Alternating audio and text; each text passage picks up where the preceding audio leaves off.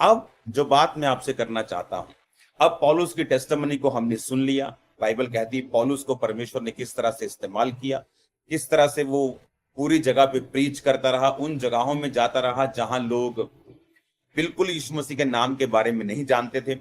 और वचन कहता है बहुत से लोगों ने सुसमाचार को ग्रहण किया। बाइबल कहती है उसको जेल में डाला गया तो वहां भी उसने प्रीच किया। और बाइबल कहती पूरी जो पलटन थी, सारे जो कैदी थे, उन्होंने परमेश्वर के वचन को सुना और उन्होंने परमेश्वर के वचन को ग्रहण भी किया।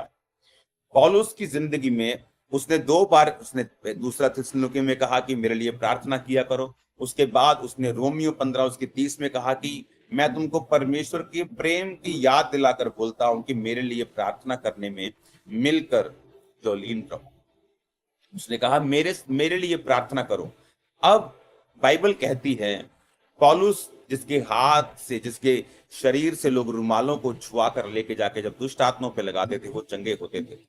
बाइबल कहती उसने लंगड़ों को चंगा किया, उसने उसने मुर्दों को जिंदा किया, उसने सुसमाचार को फैलाया। प्रॉब्लम कहां है? कलीसिया क्यों चुनी जाती है? क्यों क्यों कलीसियाएं बरकत नहीं पाती? क्यों कलीसियाएं जो हैं, क्यों विश्वासी जो हैं आज भी बंधनों में हैं, आज भी उनके घरों से कलेश खत्म नहीं होते, आज भी उनके घरों से बंधन खत्म नहीं होते, उनकी हार्ट डिजायर्स जो हैं। खुदा ने अगर आपको एक विश्वासी के रूप में चुना है तो उसकी ये मंशा है, उसकी ये इच्छा है, उसकी हार्ट डिजायर, उसके मुख का वचन ये है कि मैं तुझे सब जातियों से श्रेष्ठ बनाऊंगा, तुम लोग सिर ठहरोगे, पूंछ नहीं ठहरोगे। लेकिन क्या आज क्रिश्चियन लोग इस पोजीशन में हैं कि वो सिर ठहरे पूंछ नहीं? बिल्कुल नहीं, सब इस पोजीशन में नहीं है। क्योंकि आज शारीरिक पोजीशन, शारीरिक बरकत को पाने से पहले आपकी स्पिरिचुअल सेटिंग परमेश्वर करता है, जिसके बिना शारीरिक बरकत बिल्कुल भी आपकी लाइफ में नहीं आ सकती, जो यहोवा की ओर से है। अगर वो यहोवा की ओर से नहीं है और आपकी लाइफ में आती है, वो एक टेम्परेरी होगी, एक बरकत आएगी, उसके साथ 3 तरह के दुख भी आएंगे। लेकिन जो परमेश्वर बरकत आपको देता है, जो परमेश्वर आपको आपकी लाइफ में जो ब्लेसिंग्स देता है, बाइबल कहती है उसके साथ वो दुख नहीं मिलाता। अब पौलुस वो जन जिसके जीवन से लंगड़े चंगे हुए, जिसके जीवन से अंधे चंगे होते थे, जो सुसमाचार को सुनाता हुआ, लंगड़ों को चलाता हुआ, लकवे के रोगी को छुड़ाता हुआ चलता था, वो कलीसिया से एक बात कह रहा है। कौन सी कलीसिया? आप लोग विश्वासी।